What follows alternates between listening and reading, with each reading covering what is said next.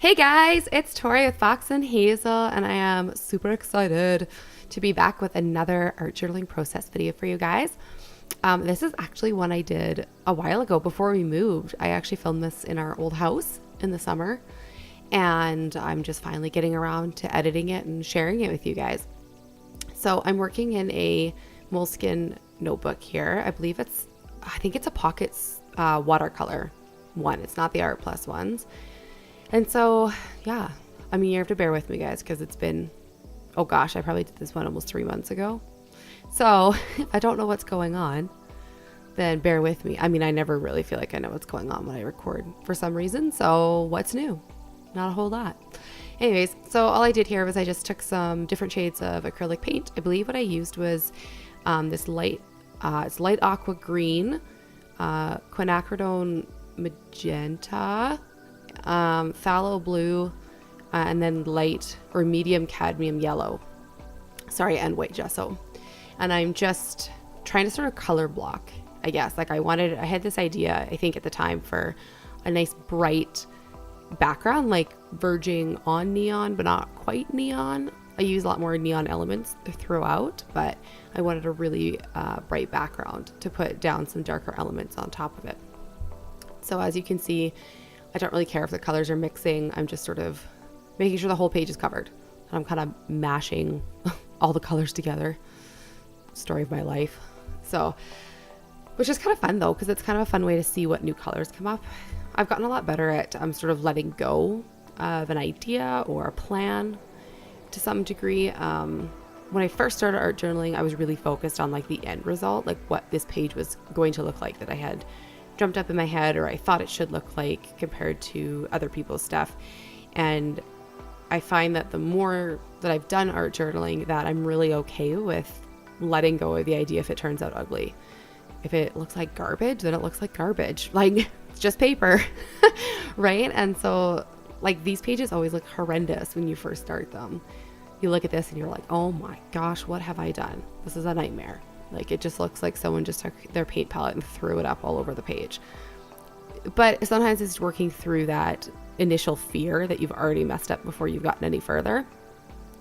And there's always the same train of thought. I've seen like a million people share it before, and it's the same. I think every artist has it. You go through the different stages, right? The stage of like, yeah, I'm awesome. I'm killing it. This looks great. And then, oh, I'm not really sure if I like this. And then, oh my gosh, I am the worst. This is garbage. Like, I am the worst artist on earth. And then you go through, oh, I actually kind of like that. And then you end with like, oh, I really like that. I did a great job. So like, I feel like every project I do, I totally do that. I would start off thinking I'm awesome. And then I go through a stage where I have serious self-doubt and I question every decision I've made in my art page or my painting or whatever. And then I just got to push through that. And then eventually, hopefully it comes out the other side that I actually end up liking what I did. So as example is this spread on its own like this looks terrible, but by the end, it's actually one of my favorite pages I've ever done. So what I'm actually going to do here is I'm using a stencil from Stencil Girl. I cannot remember the name of it off the top of my head right now, but I'll have it linked in the description box like I always do with all my supplies. And what I'm actually using here is it's a gel medium for acrylic paint, but it has glass beads in it. And I've seen other people use it before, and I actually inherited a bunch of stuff from my mom. She went through a phase where she wanted to be an artist and bought like a bazillion art supplies and then realized it wasn't really her thing. So I luckily got to get all her castaway items. And so this is, it's gloss gel medium. So it dries glossy, but it has little tiny glass beads in it, which is kind of cool. I've never used it really. And then I believe this medium I used, I'm questioning it. I want to say I used modeling paints, but I actually think this is a sand medium. I'm not sure. I'll have to double check and let you guys know. Either way, it'll be in the description box. But I also have another one that's like a sand gel medium. And so same thing. It's a gel medium, but it has sand added to it. So when it dries, it leaves like a really gritty texture. And I can't remember if I used that in this or not. Anyways, what I did there is all my supplies magically disappeared. No, I went and dried this with a heat gun or something happened. Anyways, I had to edit it out. And yeah, here you can see it dries clear. Sorry, I should have specified that before. Lots of these gel mediums, they dry clear, so they're great for adding texture under paintings. Or if you're going to use, like I do here, it's a really great way to put like down a medium through a stencil and then use a liquid, more runny medium. So here I'm using some Liquitex acrylic inks.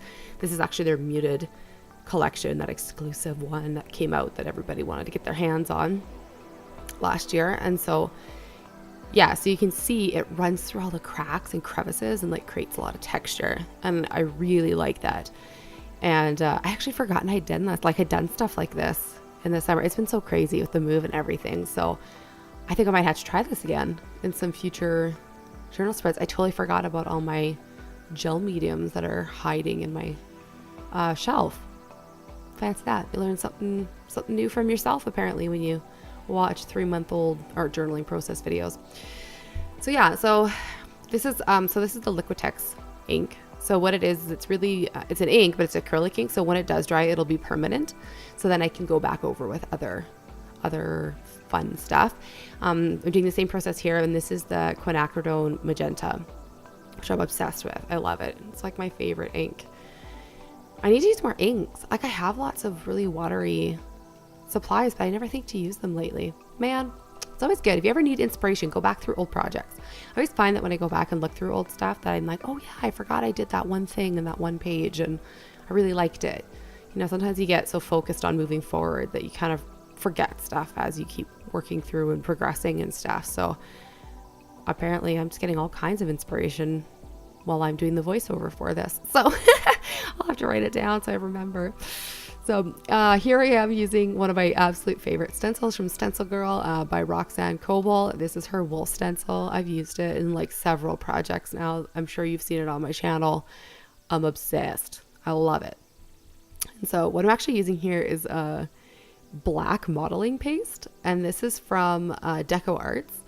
And honestly, because I think something happened to it when I got it in shipping. So like most modeling paste is pretty, I don't know, kind of the consistency of like drywall putty, like runnier, depending on like what kind of quality you have. But this modeling paste was like fluffy, if that makes sense. Like it's like it was fluffy, and I wondered if it got frozen and then like if it froze and then thawed, because like I filmed this in the summer, but I think I got these supplies in the spring and I hadn't filmed anything using it yet. I used in other projects, but it's still like when I got it out, it's like the strangest, fluffiest texture, and it's hard to spread almost. And I found that when I was using it in some other projects that I had to like scoop some out and then like spread it around a bunch, like work it so that I worked a bunch of the air out. I don't know, maybe this was just me, or maybe this is just how their texture paste is, but I've never used modeling paste that's like this strange kind of fluffy texture. But it's cool because it's black, and I'm like super into this idea of black modeling paste. But you can see how like when I push it, it kind of didn't want to stick to the page almost. So anyways, if anyone's ever used this stuff, it's Deco Art Media. If you've used their black modeling paste before, let me know. Like I would love to know if this is just the texture of it and I'm just unfamiliar with it, or if it got frozen on the way, because I'm in Canada, so lots of times things I get shipped out of the States, if they ship it, it will be affected by temperature change. So I've had several craft products I've had to return or like email the company because it was temperature sensitive product that they didn't send so that it couldn't be frozen, and it, you know, went below temperature and came back up and it ruined it. So it's not an unfamiliar thing to happen to me. So, but anyways, I digress. I'm going on forever about this darn modeling paste. So what I'm using here next is I got some acrylic ink. This is, I think it's, I'm gonna say it wrong. I always Dally Rowney. Ugh. Anyways, it's that FW acrylic artist's acrylic ink. I'm sure there'll be a link. And it's the copper. I can't remember. I think it's bright copper. I can't quite remember which one it is. I'm sorry, you guys. I'm the worst. I always do these videos and I can never remember what I am using. But I always have it in the description box. I can never remember for some reason. So anyways, I just took that with a finer round paintbrush and just did this cool triangle motif. I do it in a lot of my spreads. I think it's one of the things I do when I don't know what to do. You know, when you're looking at a page going like, I'm not sure what I want to do next. I always end up drawing these triangles. So I would love to know, because some people have those things. Like, everybody has a thing when you're like staring at a blank page, or you're looking at a page trying to add more detail. You don't know quite what to add. Everyone's got their thing that they add. Like, someone might add dots, someone adds lines, someone's adding like X's and O's or hearts or whatever. Do you have a thing? I feel like a lot of art journalers do, and it kind of shows up repeatedly throughout their pages. So if you have like your little space filler doodle, I'd love to know in the comments if you want to share. So here I'm going through with my Uniball Signo Broad white gel pen and just outlining this fox shape. I don't know if I showed it. I probably did show it before. That I just hit the modeling paste with a heat gun. So just to clarify, my modeling paste is dry at this point. I'm not doodling around wet modeling paste, because that would be a nightmare. Especially this black stuff. It's really pigmented, like really pigmented. So even when I go to wash it off, I'm surprised how dark it is. I feel like it would be cool to like water down and use and stuff like that, but I'll have to try that. Who knows? I'll let you know. So yeah, I'm just outlining this, and then what do I do next? Oh, I grabbed my trusty Posca paint pens in white. And this is another one of my like filler doodles that I do, are these little line dash scribbles. I do it like on every single page I make. I have them in there. I feel like some people always have to finish a page with like paint splatters, and mine is I always have to finish them with these doodles, these little dash marks. So I actually find if you're not familiar with mark making, if it's not something that you do a lot of in your art journaling, that a great artist to go follow here on YouTube is Ray Missigman. Oh, I probably butchered her name. But anyways, she is like the queen of mark making. She is fabulous, and I love her YouTube videos and her Instagram posts. So if you are not familiar with her mark making, and mark making is just what I'm doing here, like just leaving dots and dashes and scribbles, and you're not really drawing anything, you're just making marks on your page. But she is a great inspiration for that, so highly recommend go and follow her. And so that green ink that I used was another Liquitex acrylic, and I believe it was just vivid green. It's like this really acid, almost like chartreuse kind of shade. It's really cool. And now I'm just doodling on top of this modeling paste with my white. Oh, I just realized that part of the video got cut out because when I was filming, something interrupted it. But as you can see on the right side, I went back over with that a fine white paint marker and drew on top of the modeling paste that little pattern on the wolf. And now I'm doing the same on this. No, I'm not doing the same. I did the tail on this wolf with the same thing. And now I am drawing this, or painting this giant white kind of blobby shape in the center of my page. I'm not really sure what I like it at the end, but I can't remember why I decided I wanted to do it. I think I was trying to go for like a drippy effect, like, you know, spooky, when you see like something oozing and like dripping down off the edge of something. I think that's what I was trying to emulate, but across the center fold of the pages instead. And I think I sped this up like crazy fast because you guys don't want to watch me paint for that long. So, and I'm just using white gesso for this. I almost never use white acrylic paint, which is funny because I find that the white acrylic paint I do have is actually quite a bit more opaque and like thick, that has better coverage, but I never think to use it. I think I just use my gesso because it's in a squeeze bottle, A, like a flip top one, and B, I think it's just because it's always sitting out. But I actually find that sometimes I cover stuff with gesso and it's not quite as opaque as I would like, and then I end up using my acrylic, like white acrylic, like titanium white, and I find it has better coverage. But I don't know why I never think to. Like in this situation, it would have been really smart to use it because I'm trying to cover up all these bright colors. So, and as you can see, like I used acrylic inks for everything here, so it's still covering it up. I find that if you try to do this with dye-based inks underneath, it does not matter how much gesso you put on top, it will always seep through. I know some people have always had problems with this, and I did when I first started art journaling, and I couldn't figure out why. And it depends on what it is. If it's a dye-based ink, so if it's like a mermaid marker or like a drawing marker that's dye-based, lots of times those markers will just continually seep through your acrylic paint layers. Like I was making something for my daughters and we colored on cardboard and then I painted over with gesso, and like Crayola crayons or markers, sorry, oh my gosh, like 3 like coats later, it's like still the purple is showing. It's insane. So anyways, tip, if it's acrylic, you can paint over acrylic. So here, this is actually some Holbein acrylic gouache in Opera Rose, which is like neon pink basically, or fluorescent pink. And I'm just painting on top of that modeling paste. And this is awesome because I actually find that the acrylic gouache for this application works better than if I had neon pink acrylic paint. Maybe if I had like golden acrylic paint, like all I have is Studio Pebeo paint, and I find that it's not opaque enough. It's too translucent because it's trying to have that fluorescent effect. But this Opera Rose by Holbein is like amazing. It goes really good on top of stuff and has really good coverage, like as you can see, for just being straight out of the tube on top of black modeling paste. It's pretty great. And so what do I have here now? What could it be? This is a Pentel brush pen, I think is what it is. Anyways, and all I did was this is like sped up, but I just held the very tip of it and just let my brush kind of go wherever.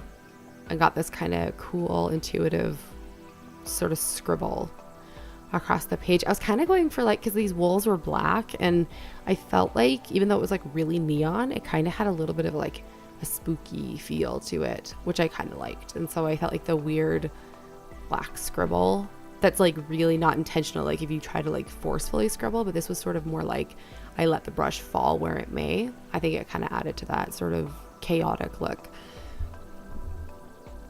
And here I'm just using, I believe this is some soft body phthalo blue acrylic paint, just watered down, some more mark making. And then this is just a pink Posca paint pen. I'm gonna do some doodling with. I think this is the medium tip. Maybe it's a large tip. It's not fine, I know that. So, and these Posca paint pens, I'm like obsessed with them. I use them in everything. And actually my new thing now is that both my daughters are in dance class. Oops, sorry, I just hit the mic. Both my daughters are in dance class. And so what I do on Saturday mornings that I have to take them to dance is I actually have like a little zip clutch that I put a pocket-sized art journal in, and then a whole bunch of my paint markers and like Stabilo oil pencils and grease markers, like whatever, like a handful of pens and markers and drawing tools, and throw it in there. And then when I have to wait for them during their dance class, I use it as a chance to art journal. They get about a 30 to 40 minute window when they're both in their dance class that I get to sit and doodle and draw. And I have a little tiny one that I've dedicated to like just that time. I'm going to work on it all year, and it's going to be just for art or just for dance class. And it's kind of fun. And actually a couple of my spreads, if you follow me on Instagram, I'm Fox and Hazel on there. I shared a couple of different art journal spreads in a traveler size notebook, sketchbook that I have, that I actually let my daughters, while they were each waiting, because they kind of, their classes are staggered, so there's an overlap. And the spots where I have one kid, I actually let them have a chance to grab a couple of the markers and pens out while we were waiting and just doodle in my art journal, so that it kind of adds some more marks and backgrounds and stuff like that. And it's kind of a fun thing to do together while we're waiting and killing time. So it's kind of fun. I like, now the older my girls get, the more I enjoy having them contribute to my artwork and my art journals and stuff. Do any of you guys art journal with your kids? Like I know lots of people art journal about their kids, but do any of you art journal with your kids? Because I think collaborative work when your kids get older is super fun. I always watch other people on Instagram, and I was always so envious because my kids that aren't old enough, they're just 5 and 3.5 now. And my 5-year-old is so much fun now to do stuff with because she gets it. Like she's not just scribbling. She's like really into like drawing pictures of things, and that's super fun. And so I digress. I'm on a bunny trail. That marker that I was just using was the Jane Davenport Mermaid markers, and I believe that was Starfish. It's kind of like this muted purple lavender color. It's really nice. And so now I'm just taking my white gel pen, and I'm just writing a quote over top of my wolf bodies here. I found it and I thought it was so appropriate. And I believe it's Nikita Gill, I think is what it says at the end there. I'm just trying to remember without having to look. I want to tell you guys that I wish I could remember the quote off the top of my head as I'm watching this. but I think it's what it was. That some days I'm more wolf than woman, and I'm still learning to stop apologizing for my wild. I think is what it is. Anyways, I really liked it because I mean, I was doing a wolf spread, so it kind of went. And I love any quotes that are all about like being wild and untamed and fierce and that kind of vibe. I just gravitate towards them. I find that my personality is sort of like chaotic, and so I love quotes that imply chaos, I guess. So this seemed appropriate, especially for the page. So yeah, I think that's it. I'm all done. Ooh, got the thumbs up. So yeah, this is a really fun page. I am glad that I'm like taking the time to do the voiceover and edit this and everything, because I feel like I've gotten a bunch of inspiration from my own work just watching it. So yeah, I guess hopefully inspired you guys. I love how sort of like neon this whole thing turned out to be and how bright and stuff it was. So anyways, I'd love to hear in the comments about what you're being inspired by lately. If you found on some of your old works that you're inspired by, or new artists. I love hearing about new art journalers. Make sure you hit subscribe so you always know when I have my latest videos, and give me a thumbs up if you like this video. See you soon, guys. Bye.